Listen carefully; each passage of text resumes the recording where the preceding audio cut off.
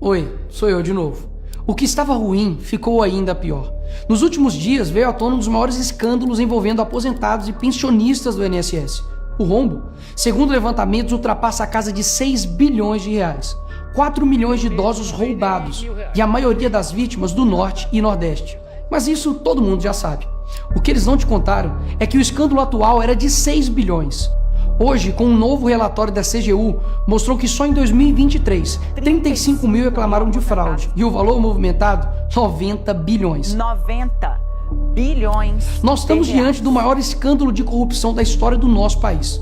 E o golpe era o seguinte: aposentados eram filiados sem consentimento, tinham valores descontados direto do contra-cheque ou faziam empréstimos que eles nunca pediram. E daí, quando reclamavam, nada acontecia. Estamos falando do desvio de valores bilionários de pessoas doentes e idosas. Dinheiro que deveria estar no bolso de quem trabalhou a vida inteira e hoje depende da aposentadoria para viver. E é claro, vão espalhar a narrativa de que tudo começou no governo anterior. E já percebeu que no governo passado tudo era culpa só do presidente. E nesse governo nada é culpa do presidente? Mas olha só que interessante. As investigações mostraram que os descontos irregulares já vinham sendo praticados há anos. O que levou o governo Bolsonaro, em 2019, a apresentar a medida provisória 871, justamente para combater esse tipo de fraude em descontos. Ele obrigava os sindicatos e associações a comprovarem, a cada 2 anos, que o aposentado realmente estava autorizando aquele desconto. Adivinha quem ficou contra? Acertou, a esquerda. Como não bastasse, em 2022, com votos da esquerda, eles derrubaram essa lei. E o que será que aconteceu nos próximos anos? Bingo! Foi exatamente depois de derrubar esse mecanismo de proteção contra as fraudes que houve esse aumento absurdo de descontos indevidos. Ou no português claro, aumento absurdo de roubo contra idosos. Desenhando porque eu sei que tem gente que só entende assim. 2019, Bolsonaro faz lei para proteger esses idosos de fraudes. 2022, esquerda derruba essa lei no Congresso. 2023 e 2024, explosão de fraudes. E ainda tem gente surpresa com isso. Não foi o Alckmin que disse: o ladrão quer voltar à cena do crime. E de fato voltou. Desde o início do governo Lula, representantes dos ministérios da Previdência participaram de pelo menos 15 reuniões com entidades que hoje estão sendo investigadas. Inclusive, o próprio ministro Carlos Lupe e o ex-presidente do INSS, Alessandro Stefanuto, estiveram em 8 dessas reuniões. A entidade que mais participou dos encontros com os ministros foi a CONTAG, justamente a organização que mais roubou o dinheiro dos aposentados. E o escândalo é ainda mais grave. O relatório de auditoria da CGU revelou que, em muitos casos, as autorizações para descontos foram feitas em nome de pessoas que sequer tinham condições de manifestar a sua vontade. Foram encontradas situações absurdas. Pessoas com deficiência grave, impossibilitadas de assinar qualquer documento, indígenas que vivem em aldeias remotas e não sabem ler ou escrever, e até aposentados que nem moram no Brasil. Roubar alguém já é terrível, mas roubar pessoas nessa situação é ter a certeza de que nada vai acontecer com você.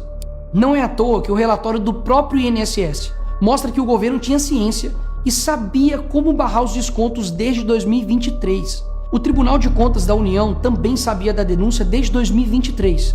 Desde essa época, poderia ter ajudado as pessoas que foram vítimas, mas o julgamento ficou parado por mais de 1 ano, por um ministro do TCU indicado por Lula. E o sindicato investigado era do irmão do Lula. E o filho do Lewandowski, ministro do Lula, advoga para outra entidade acusada de fraude do INSS. É o país das coincidências. Ou seja, reuniram com entidades investigadas, foram avisados, confessaram que sabia e ignoraram. Fingiram que não viram.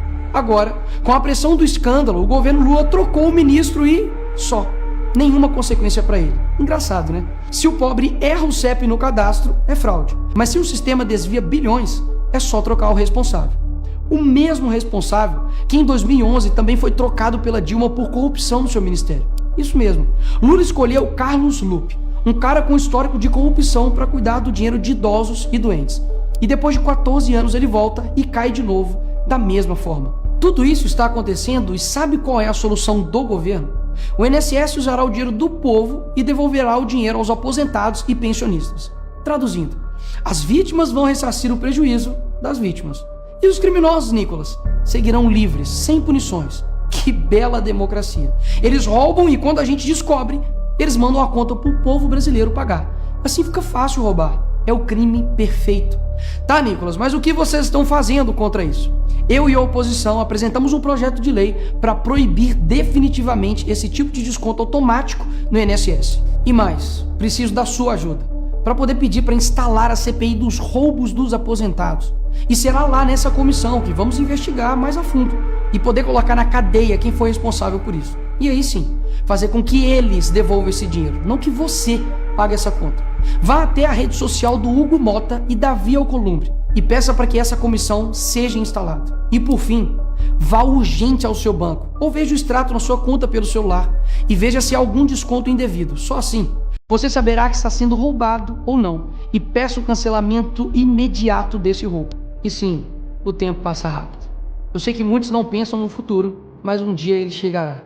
E que nesse dia tenhamos feito algo para chegar aqui diferente do que estamos vivendo agora. Ninguém aguenta mais um país que só desanima a gente a cada notícia. Mas para chegar aqui diferente, a gente precisa fazer algo diferente agora. Porque o partido que prometeu cuidar do povo, um presidente que se colocou como o pai dos pobres, acabou explorando quem eles mais juraram defender. Mas eles só chegaram lá porque muitos acreditaram neles. E até quando? Porque quando chegar aqui, talvez seja tarde demais para mudar o Brasil.